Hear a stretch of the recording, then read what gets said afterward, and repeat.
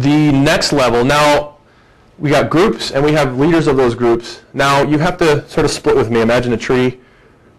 Really, normally you'd look at this like a pyramid, but we're kind of going backwards here. Split off in two directions, okay? Things for administrative and for ministry-related issues. Like we said earlier, if you're a small group leader and you need help from an administration standpoint, who would you go to? You remember? One of the small group committee members. Yes, small group servants. That's what we're calling the committee members. Small group servants. One of the four of us. Or more if anybody would like to join us. So come to us if you have questions on study materials or getting training on certain things, those kind of issues. Those are your small group servants. They also are the folks who are going to be helping people to join a group. If they're looking for a group, we are the people to help connect them into a group. If a group is looking and says, we have an open spot, we'd love you to send somebody our way, those are the people to get in contact with. Choosing materials, scheduling, dealing with scheduling issues, training, and anything else administratively that you might need help with. And I've got, here, just do this. I've got a list of the groups that we currently have. Now, this is not a complete list, I'll be honest, right off the top. This is just sort of who we mentally put together. And it's it's a little bit of a mix of our home study groups and our, we have a couple of affinity groups, mostly like softball and stuff. But you see that last column is the member of the committee who is your small group servant. So if you are, well, Judy's not here, but Sharon, you're here for Judy. If you are on the Wednesday evening Bible study, your person would be Helen. So if you guys have something that you need help with, Helen would be the person to go to. Well, Helen's the contact person, and she's her own servant. How do you like that? Yeah. My small group servant is a pain in the behind. Yeah. Now, the servant's actually, okay, but contact insert. But Carolyn is our liaison to which she is? Oh, no, she wouldn't be in there. She should be the contact person. Okay, we'll change her name. For which group? For number 1. Should be Carolyn. Okay. And number 5 should be Sharon. 5.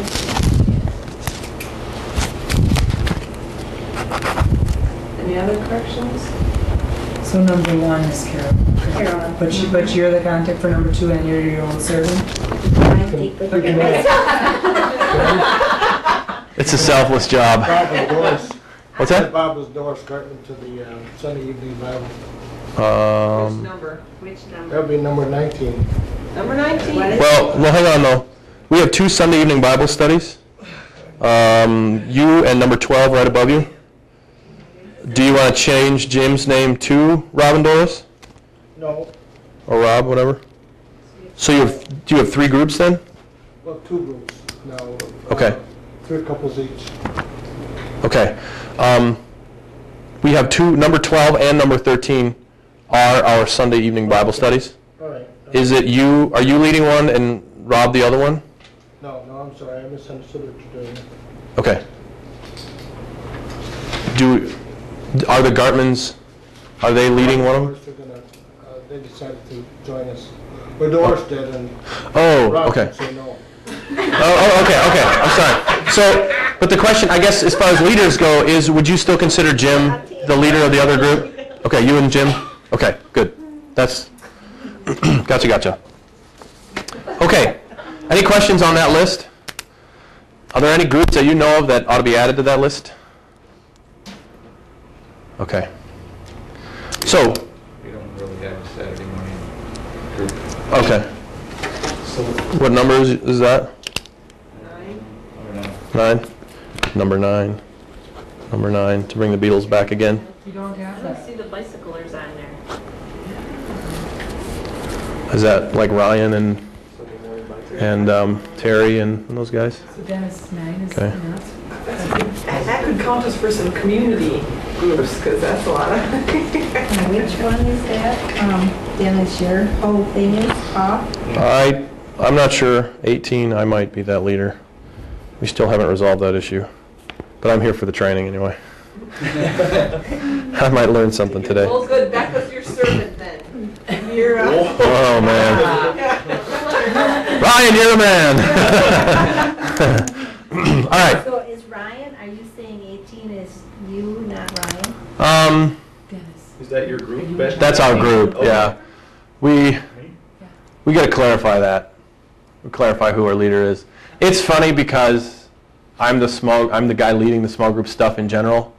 But part of me would like a group where I'm not the go-to guy. But at the same time, I'm the guy that knows the answers anyway. So there's this sort of, but we'll talk that over and figure it out. All right. Yeah, that's right. Get that on tape now. We'll have to make him. I'll have to edit that section out. Okay, so the next level of organization we have one going toward administrative type stuff, and the other is going to be towards spiritual ministry related issues. And that level would be the elder or deacon that a member of your group whose district that person is under. So again, say you have a couple that is talking divorce. It's not a nice example, but say you have a couple that's talking divorce, and you want to get help for them, and you realize that things are way over your head. You feel like everybody in your group is just like, we've talked to them, we've done everything we can to help them, we've watched their kids, we've done everything we can conceive of doing, and yet things seem to be getting worse. What do we do? And the person to go to would be that couple's district elder. So say Gordy is their elder, you go talk to Gordy Velbum and see if Gordy can offer any help. And then Gordy would get involved, and I imagine in a situation like that, we'd probably get Pastor Les. What did you call this? What did you spiritual? Yeah. Okay. Yeah, sort of the spiritual and ministry related direction. So now the thing we have to keep in balance here is the fact that in a small group, one of the things that we want to have is safety. We want to have a place where people feel comfortable that they can come with their problems. So you don't want to go running to the person's district elder every time they talk about being tempted to whatever, speed or something. I'm exaggerating. I'm exaggerating, but you get the point. You want people to feel free to come and talk about, honestly, things that maybe they're dealing with, they're struggling with. But at the same time, I would say things like, now understand legally, I don't think you are responsible to turn somebody in if they say they abused a child. People like pastors are legally obligated. Pastors and teachers are, well, you're a teacher, so. First responders kind of thing. Yeah. First reporters. Yeah, first reporters. But most of you, I think, are just congregation members. So you are not leadership of the church. You're not legally responsible. But, if you, for example, hear that somebody is abusing a kid, if they're beating their kid, sexually abusing them, any kid, I would very highly encourage you to talk to their district elder. And I would almost push that straight to a pastor, to be honest, to let somebody know something's going on. And we'll kind of deal with it from there.